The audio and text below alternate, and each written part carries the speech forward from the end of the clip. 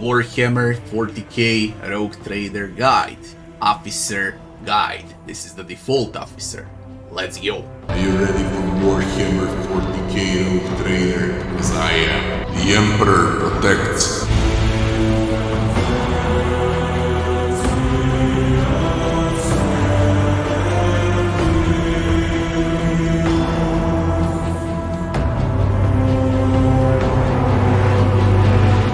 So what is the officer?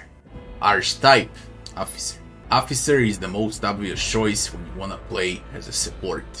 How it goes? Basically, you are buffing your entire squad and you are the main focal point of the entire game. In other words, it's how good you play, that's how strong your companions will be. You need to know exactly when to use every single supportive spell, and if you do it in the right way, you'll never fail in a fight. If you make a mistake as a support, especially on the harder difficulties, your entire squad will suffer and you will lose the fight. So there are two sides of the coin when you decide to play as an officer. If you go wrong, everything will backfire. If you do it right, you will stump. Officer can be played in three different ways post level 16: as a vanguard, as a master tactician, and as a grand strategist. What is an officer vanguard? Officer vanguard is for those that like to play a tanky taunter officer, a tanky taunt support. Okay, something like an off tank. It's not exactly a pure tank like warrior. Vanguard, this is more like an off tank but still bulky enough to withstand hilarious amount of damage output. Master Tactician would be an offensive ballistic support. What does it mean? It means that if you pick to play Master Tactician, you will use a lot of ranged weapons and your allies are supposed to be mostly ranged allies, ballistic allies. It's a shooting squad. Okay, that's what Master Tactician is. And the third option would be a Grand Strategist officer. What is a Grand Strategist?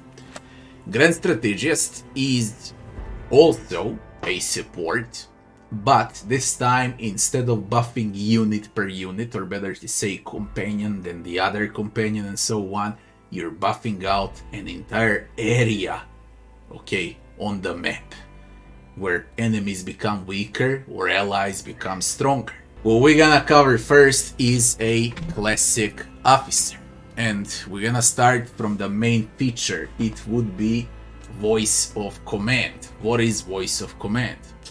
The officer forces an ally to fully push themselves, increasing their characteristics by +5, +2, multiplied officer fellowship bonus for a round. Additionally, all of the officer's abilities can be applied to the target of voice of command from any distance. A character who becomes the target of voice of command cannot be targeted again by this ability for the next 2 rounds. Now let's translate this in short term. Your officer as a base character, default officer character, needs to have huge fellowship, but later about it when we pick Homeworld and Origin for all officer archetypes. So once you apply voice of command on your ally, they're gonna receive a lot of benefits and you're gonna mark them. They become a mark where you can additionally put new buffs and new spells that will get stronger and stronger the stronger the voice of command is throughout the game. So you are the one giving orders and buffing up allies. The next main feature is the very first one that teaches you how to play an officer. So once you put voice of command on a companion, now you put bring it down. How does it work? The officer immediately grants an ally an extra turn, which is huge. It's basically play again, with action points equal to the officer fellowship bonus divided by 2. So the stronger your fellowship is as a main characteristic, the stronger bring it down is. Allies will receive more action points. If the ally is under the effect of voice of command over here as your main spell, so if someone is already in the effect of the voice of command and kills an enemy before the end of the officer's turn, the ally gains a one-time additional +2 multiplied ally resolve momentum.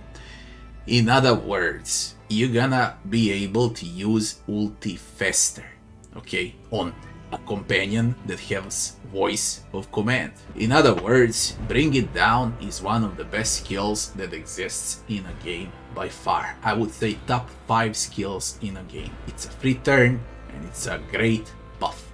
Single target though.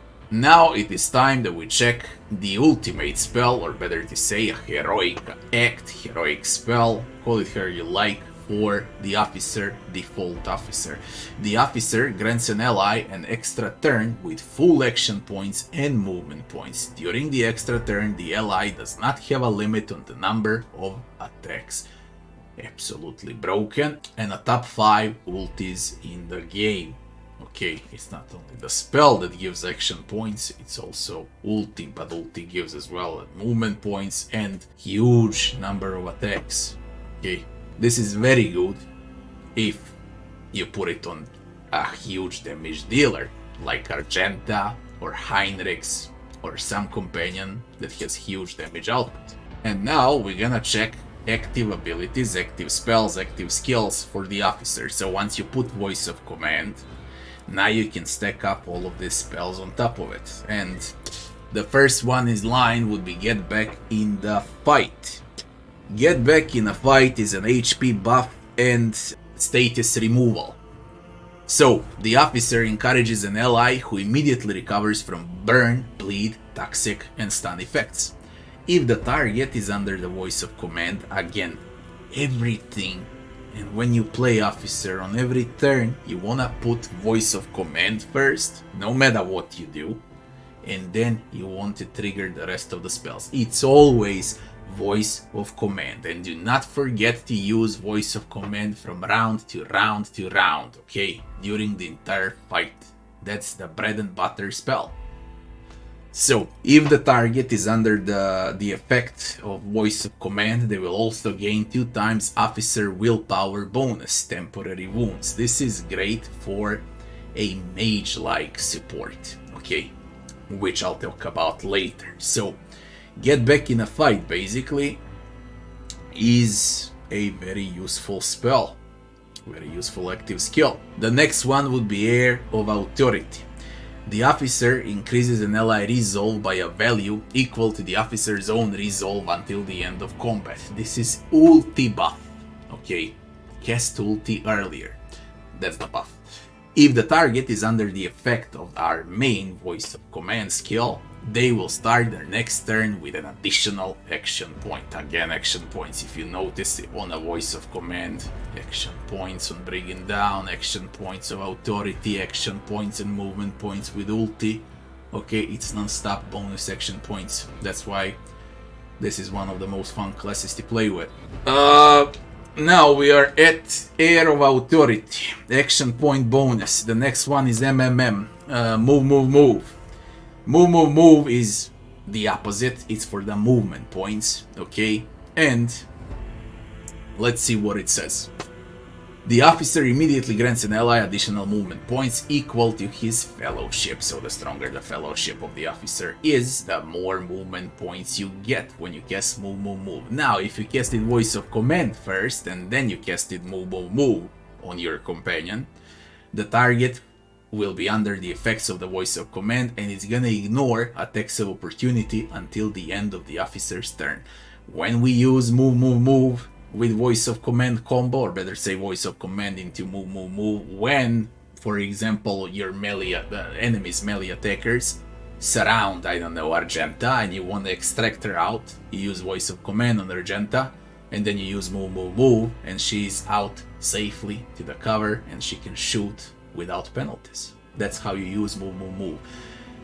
Extremely important spells, extremely important ability, one of the abilities that's bread and butter and you should learn it first. Basically what you should have at the start is the one you get, bring it down, extraction points into the first one that you're gonna get is move. That's how important it is. The next one would be break their ranks, BTR, weapon skill buff ally. Okay, this spell, this active ability is there to buff up companions that are melee.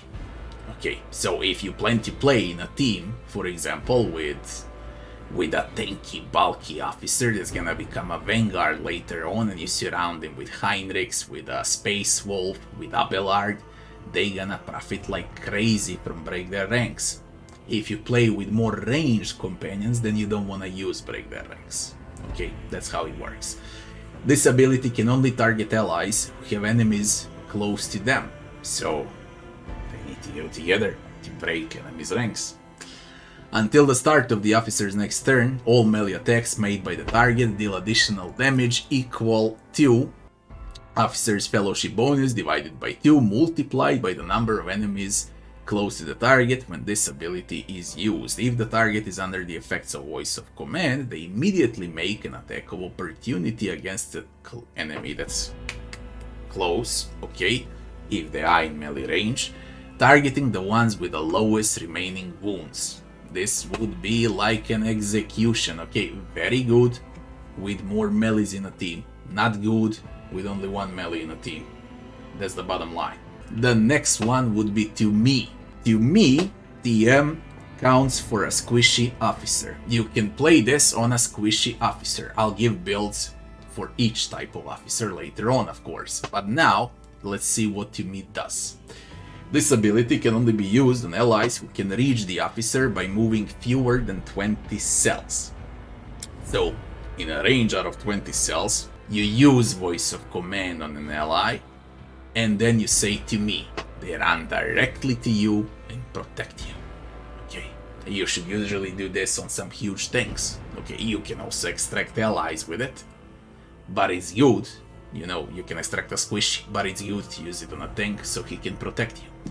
The officer immediately makes an ally move toward the officer by taking the shortest possible path. If the target is under the voice of command over here, it gains +2 multiplied officer's willpower bonus percentage to armor. They become tankier until the end of the officer's turn. They're gonna come close to the officer and they're gonna protect him. Okay. Any attacks made against the officer will target them instead until the effect of to me ends. Great to use on a warrior vanguard.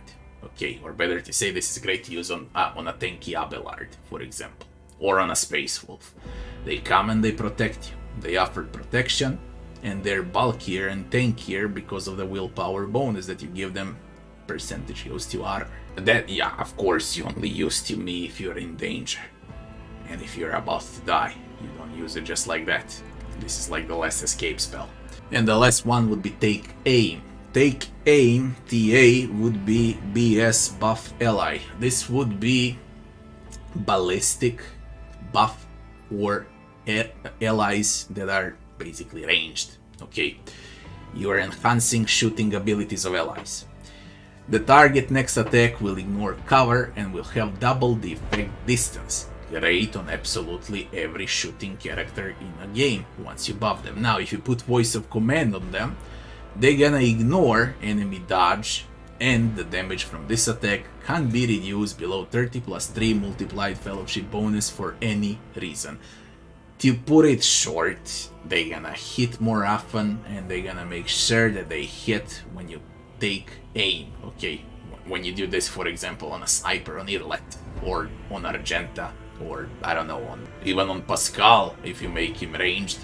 If you go with take aim, voice of command into take aim, they're gonna hurt a lot with ranged abilities. What is also a very important thing to say about the officer when you pick an officer: if you go with a fellowship oriented officer, then he becomes a pure support. If you go and you want to create a vanguard, you need to go with weapon skill and toughness backgrounds. If you go with master tactician and grand strategist, you will need ballistics, or better to say ranged spells combined with fellowship and willpower. If you're gonna use a mage like officer, then you're gonna need fellowship and willpower.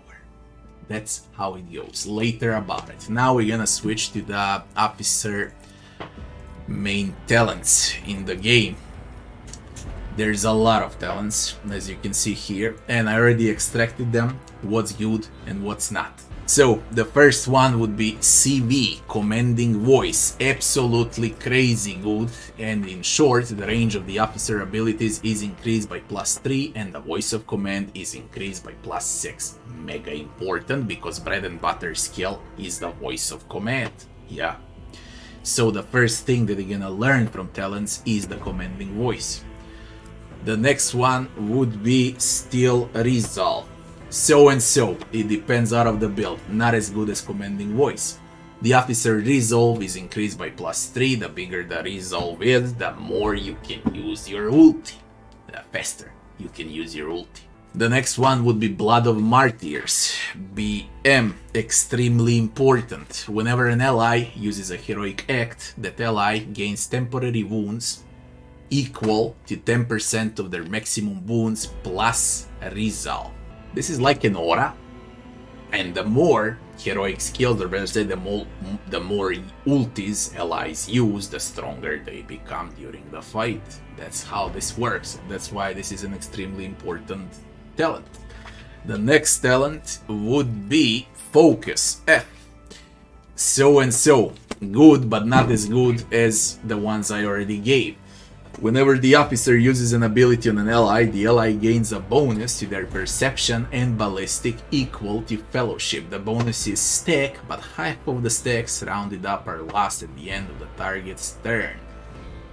If you have more ranged companions in your team, then you should take focus. If you have 50-50, you don't need it that much. If you have more melees, then you don't need it at all. That's how focus works. The next one would be Inspired Courage. Again, solid one, but not great. Whenever the officer targets an ally with an ability for the first time in a round, that ally will gain plus willpower temporary wounds. It's health upgrade, health buff. Okay, that's what it is. Not bad, I'm not saying how it's bad, but you can live without it. Okay, take if you must, if there is nothing else. The next one would be Personal Oversight. Whenever the officer targets an ally with an action, an ability or an attack, the ally's resolve is increased by +1 until the end of the officer's next turn. The effect stacks and it's prolonged until the end of the officer's next turn. Each time it stacks, cannot be prolonged past the officer's next turn. To put it up short, your allies will be able to use ultis sooner in combat. Solid one. Solid. The next one after PO is PE, Physical Encouragement. Physical Encouragement is also solid, not great. Whenever an ally starts a turn, including any extra turn close to the officer, the ally gains additional movement points equal to officer fellowship bonus divided by 2. It's like not even solid, okay. I would say below solid. You need to position when the combat starts. They need to be close to the officer. Now, you won't always be in a situation to do that. Battlefields are different, okay. And you're always gonna be in a specific situation where this talent would be a complete waste, alright. And that's why it's not that good. Let's go to the next one. The next one is ID. Iron Discipline. Iron Discipline is also among solid buffs. Allies affected by the officer abilities gain a bonus to all resist tests equal to 2 times officer's willpower bonus.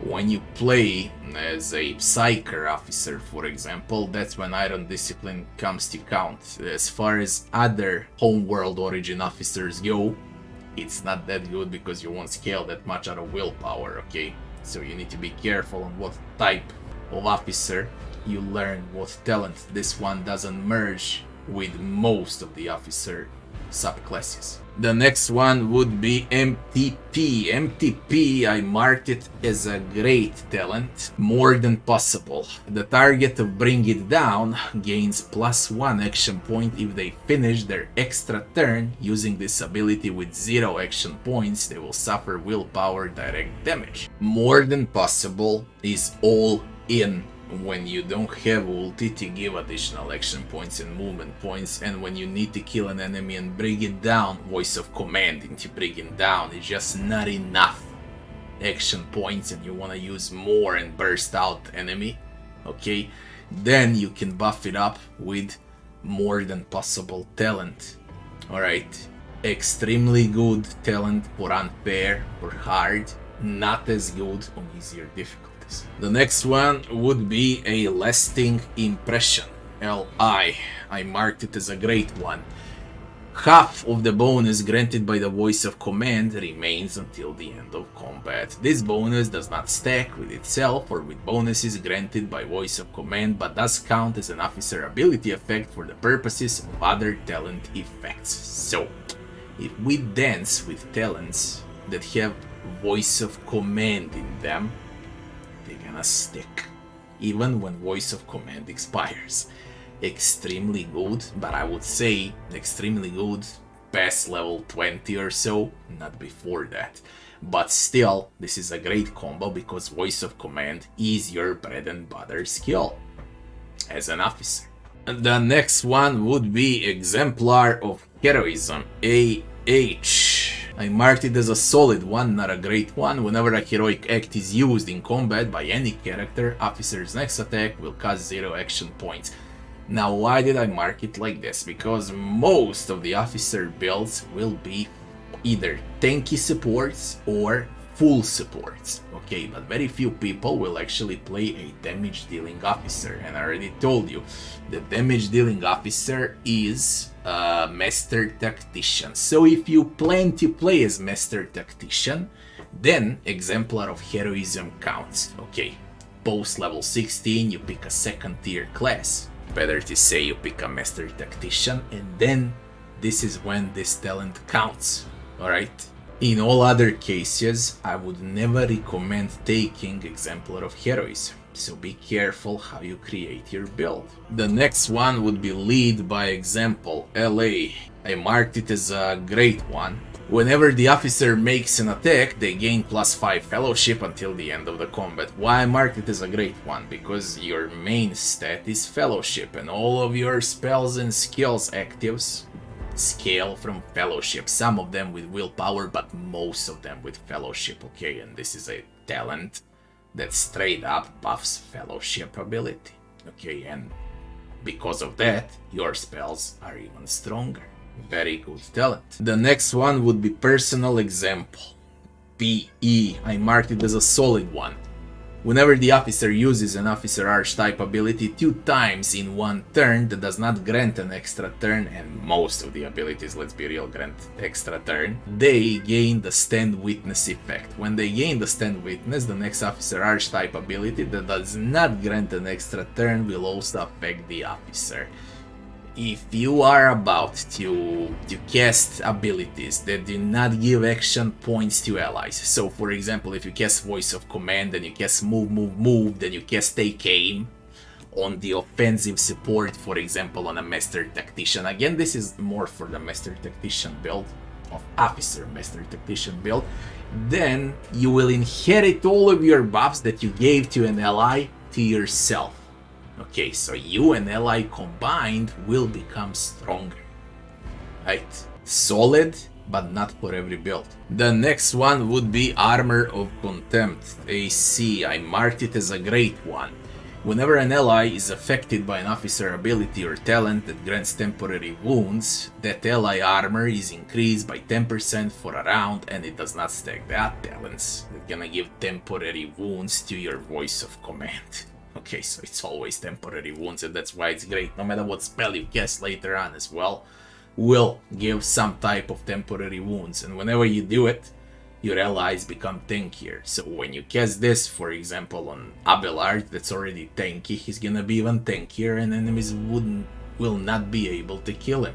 It's a great talent, in other words. The next one would be Vigilant. Be Vigilant, I also marked it as a great talent. Allies under the effect of the officer's abilities gain a bonus to their weapon skill, equal to 3+ officer fellowship bonus. Again, it scales out of fellowship, and will deal plus fellowship more damage on attacks of opportunity till the start of the officer's next turn. This is very simple talent and a very good talent, a great talent. You enhance your melee allies by a lot, and they hurt a lot because of Be Vigilant. Very simple.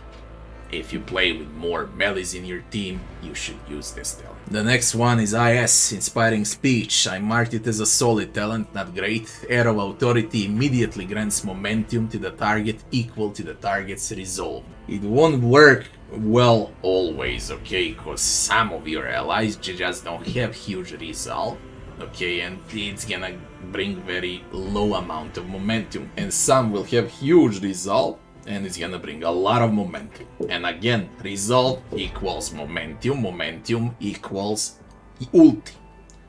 How fast you can use ulti. And ulti is the most powerful ability in the game. Okay?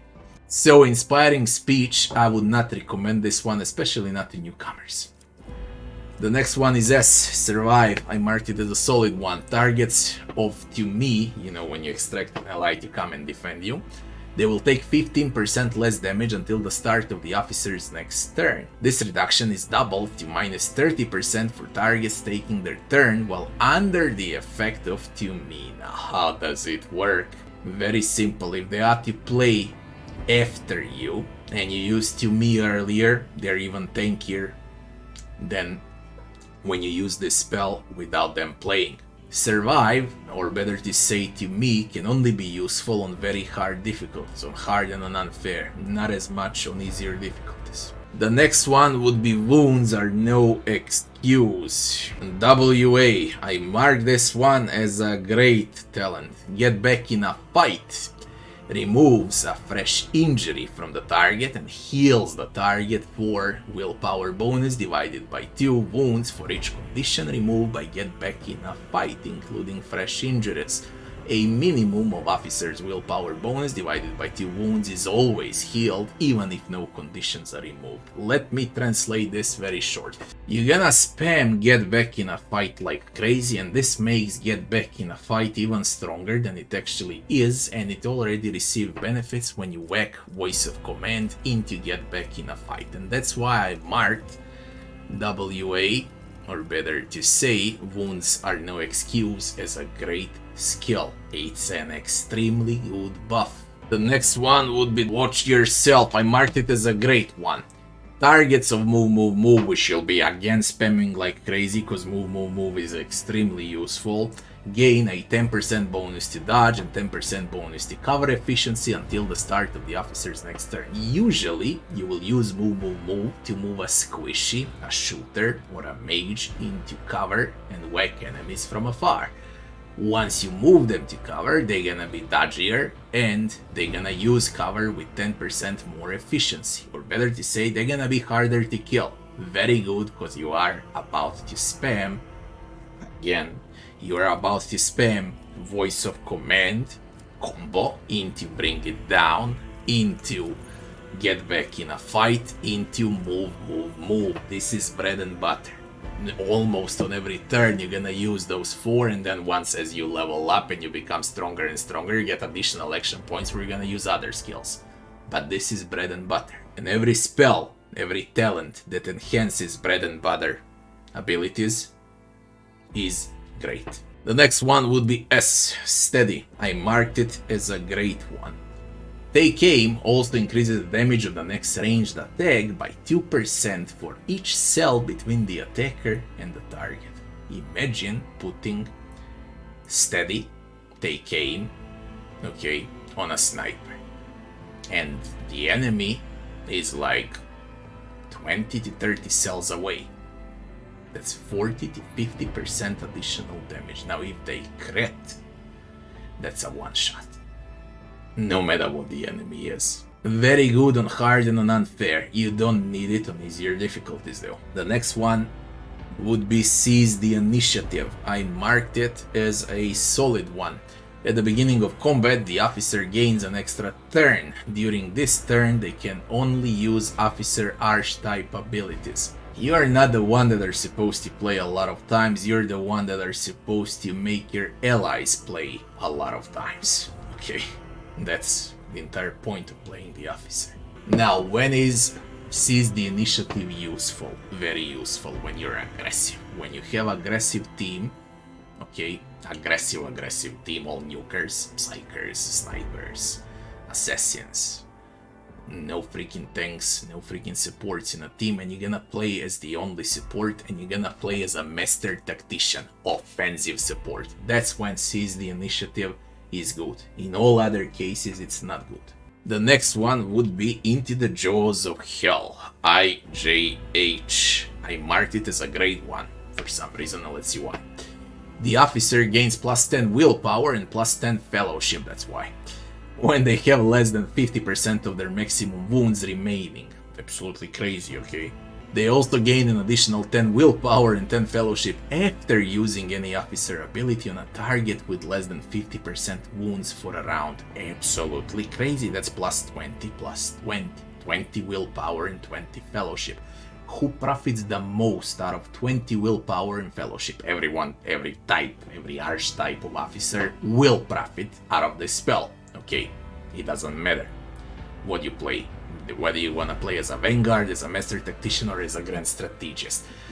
But the origin, when you play as a psyker, where you're gonna use both fellowship and willpower, this is where things get insane with Into the Jaws of Hell.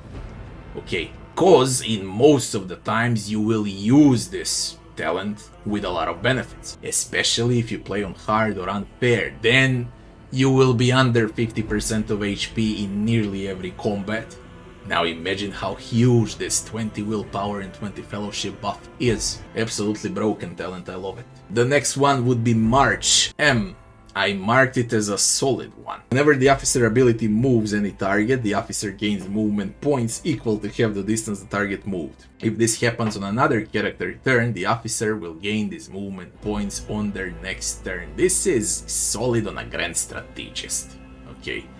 But not as much on all other archetypes, and that's why I marked it as a solid one. It's a archetype specific talent.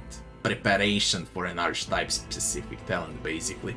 The next one would be No Respite. Whenever the officer, and the last one, whenever the officer ability grants action points to an ally, that ally also gains +1 to all characteristics for every action point gained until the end of combat. I marked No Respite as a great one, and it is indeed a great one, and I don't know why it's not recommended, but it's freaking great. Let's translate what it does. Whenever you say play again to an ally, and you're going to say play again non-stop, they get stronger. That's what it does in short. So yes, it's a great talent. Now, as far as talents still go, you remember like what I said for my warrior guide, I can say exactly the same here. If you play as a, if you're gonna prepare to play as a tanky officer, as a vanguard taunting tank, then you're gonna go with chain, you're gonna go with melta, you're gonna go, you know, with power, weapon proficiencies and so on. If you're gonna play as, I don't know what, as a master tactician, offensive ballistic support, then you're gonna opt in for the type of weapon you're gonna use. I don't know if you wanna use a bolter, or if you wanna use a sniper, or if you wanna use Eldari perhaps weapon, okay, or laser weapon. That's your choice what you wanna use. So the weapon that you like the most is the one that you're gonna give and prepare your archetype master tactician officer. Okay, and you will need nimble and so on. Okay, you will need things that give you dodge, so you can actually dodge some hits. If you play as a tank, you need talents that are gonna buff you up, they're gonna buff armor. Okay, and if you play as a grand strategist, this is an all-around, and it's the best way by far to go with something like grenadier. So you're gonna throw a lot of frags on enemies, and this is where frags cost 0 action points. That would be from talent 2. Again, talent 2 depends out of the player. What I can say for sure is to avoid characteristic trainings, to avoid base skills, to not waste your talents on those, okay? If you're gonna waste talents, you will waste talents on something like it will not die, or, I don't know, solid projectile weapon if you plan to play as a sniper support, alright? Everything depends out of your weapon. The weapon you like the most, that's the talent in Talents 2 that you will learn. I told you what are the best ones. But again, it depends out of the archetype preparation. And now, I am thinking whether to go straight for the archetypes or should we go straight to merging the Homeworld and Origin. Okay, let me tell you exactly how things stand with Homeworld and Origin for the Officer, Officer Vanguard, Officer Master Tactician, Officer Grand Strategist, Officer Exemplar. We're gonna switch to the Homeworld immediately. As far as Homeworld goes, if you decide to play with a Death World, that's a tanky officer, that's a Vanguard. If you decided to play with a Voidborn, that's a Psyker, okay, Psyker officer. You can play him as a Diviner or a Biomancer, ignore the other archetypes. If you plan to play with a Hive World, that's the best option by far, no matter what type of officer you're gonna use. This is the Homeworld that merges the best with the officer archetype, no matter about subclass of that archetype. If you are to play as a Forge World, you don't play with a Forge World at all, you ignore the Forge World. Imperial World is the second best option after the Hive World for the officer. And the Fortress World is good for the ballistic support, or better to say, once you wanna prepare for the Master Tactician. Okay, after level 16. So now that we got clear with Homeworld for the officer, we need to merge that with Origin. The very first option would be an offensive officer, buffer and debuffer, and that would be Sanctioned Psyker. And if you are to play as an offensive officer with buffs and debuffs, you are supposed to pick a Biomancer. That's how you merge with the Homeworld. Told you what's for what in the Homeworld. So now rewind and check. If you are to play as a defensive officer, buffer and debuffer, you're gonna play as a Sanctioned Psyker, Diviner. So for offense, for aggressive playstyle, it's Biomancer. For defensive playstyle, it's Diviner. You should ignore Pyromancer and Telepath completely, because they are already companions that do that on your campaign, okay, on your run. That's why you should ignore it. The next one would be a tanky melee taunt buffer, and that would be a Sanctioned Psyker Sanctic. This is a tanky Psyker, okay, and those are the three that you can play as a Psyker only with Origin. So again, offensive, defensive, tank. That's it. The next option that you have is Origin Noble. Noble is the best option by far if you wanna play as a pure support. Alright, as a Grand Strategist, for example. Officer, Grand Strategist, support merges the best with Noble. Navy Officer would be the second best option, and Navy Officer is absolutely brilliant if you wanna play as an offensive range support.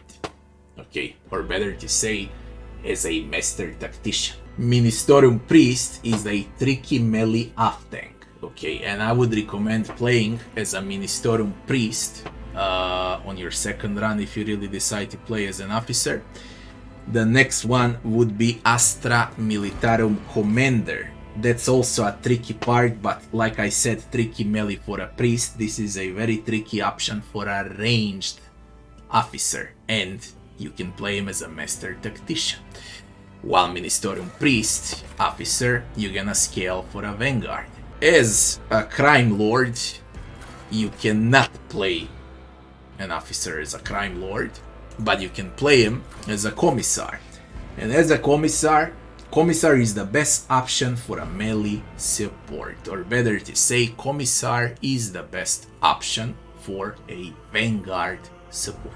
Now everything that I said for the Homeworld, you're gonna merge with Origin, rewind if you have to, merge those, apply what I said for the Archetype Classic Officer, pick your talent smart.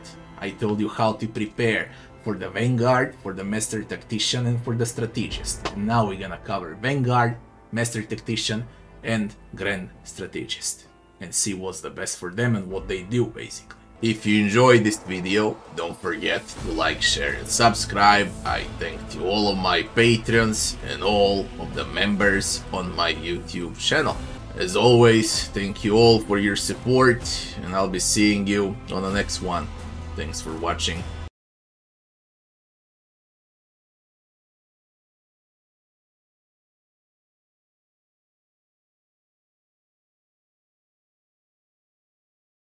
Are you ready for Warhammer 40k Rogue Trader? Because I am. The Emperor protects.